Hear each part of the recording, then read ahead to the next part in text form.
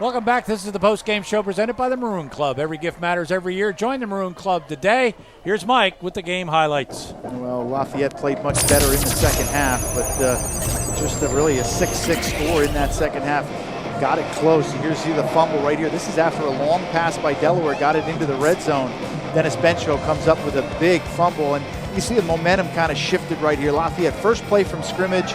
They come out, they fake the reverse, and a beautiful throw down the middle by Blake.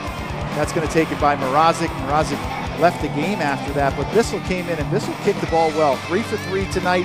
His second was a 40-yarder as well as his first. A big miscue here by the All-American punter for Delaware. The ball slips out. Lafayette takes over.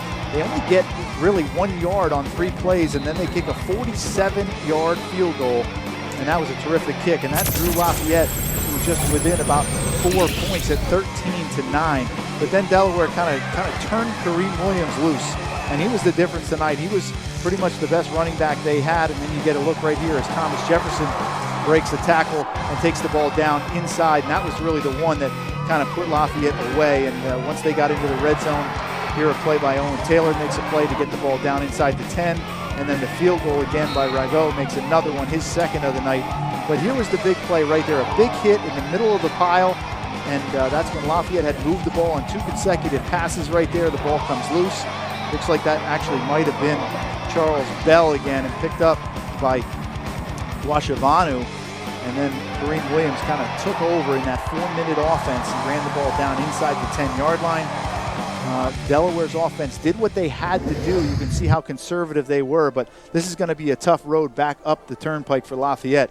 This is a game where if you needed to get Delaware, tonight was the night to get them. They are obviously a young football team. They're a football team that has a long way to go, and they're going to have a tough season. But Lafayette right now at this point probably feels like they should be 1-1. They should have won this football game.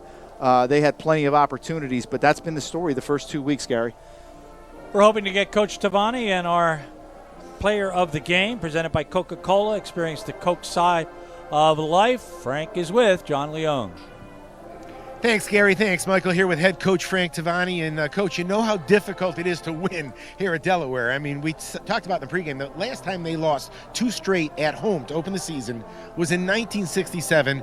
You guys were up against it, but, Frank, I think you'll agree, there were times when you guys we're about to control this football game. Well, we certainly had our share of opportunities there, and again, like I just told the team, we hurt ourselves. We had 8 miscues in the first half, 2 times in the red zone, come up empty. We turned the ball over, give them a touchdown. It's just awfully tough, but it's that fine line between winning and losing, and we got to find a way to get above the line. But this football team's getting better. We're going to be all right. And we just can't get down on ourselves. Our defense playing well enough to win. Our offense got to pick it up. Yeah, you stop to think about it. You gave up 1 touchdown, and that was on an offensive turnover. The drive amounted to like a 2-yard drive. And then how about your defense in the second half, Coach? I mean, you really stuck them defensively and gave yourselves a chance to win the football game. Those kids are playing like warriors out there, like we expect them. But they know they got to keep doing it. Nobody can get down on each other. Everybody got to stay together, support one another, and we got to come back on Monday with a vengeance to get ready for a home game. Now, in the preseason media day, I had the question about the leadership on this football team, and everybody knew the strength of the schedule to begin the season, and it could be rough sledding early. Any issues with keeping this team together, coming back home to play another stalwart in Princeton? It'll be their home opener. What are your thoughts going into that big game? Well, it's our home opener. It's their opening game. Obviously, they'll be fresh. We don't know anything about them. We have no film. They've obviously will have 2 films on us. They'll have a way of getting that if they haven't already, and that's okay. That's the way it works. So what we got to do is focus on us and concentrate on what we're doing, and we'll be fine. Agreed, Coach. You get the sense that we're this close, and I know you'll get it together. Good luck next week against Princeton. Thank you. Fantastic. To my left is Brandon Butler, the outstanding linebacker for Lafayette. And Brandon, you heard me talk to Coach a little bit about the defensive effort, especially in the second half. You guys seem to really pick up the pace and really held them off the board for a long time. Just trying to win. Just do everything that we can. Yeah. Talk about the guys in front of you. There, a lot was made about that. The 4 down linemen. They're athletic. Tell us the differences that you might see between last year's group and this year's group. I know you've had 2 years in a row now under the same system.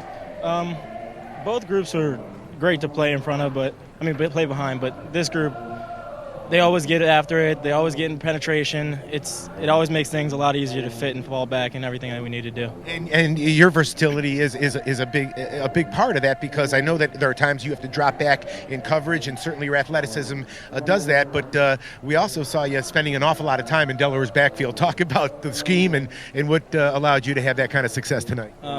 Everything that happened was because the call that Coach Link made, so I can't take any credit for that. That's all his play calling. If he trusted in me and I made my shot. I know it'll be very important. Now you guys are 0-2 and you're going home against the tough Princeton team.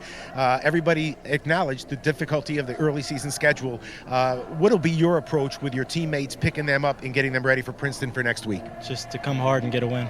Yeah. You get a sense the team is hanging in there and they understand how close you guys could be. We're hungry. Got it. That's all I got to say. Good deal, Brandon. Thank you. Congratulations on a great game. Gary Michael from a wet Newark, Delaware. I'm going to go home and try to dry out. I know you guys were basking up there in a great press box, so I'll get you back for that at some point. Thanks for the time. We'll see you guys next week. Take care. All right, John Leone, thank you very much for putting up with the weather conditions. Congratulations to Brandon Bryant as he sets a new career high for tackles in the ball game. We will be at Lafayette next Saturday night at 6 o'clock when the Tigers of Princeton come to town. Cat versus Cat.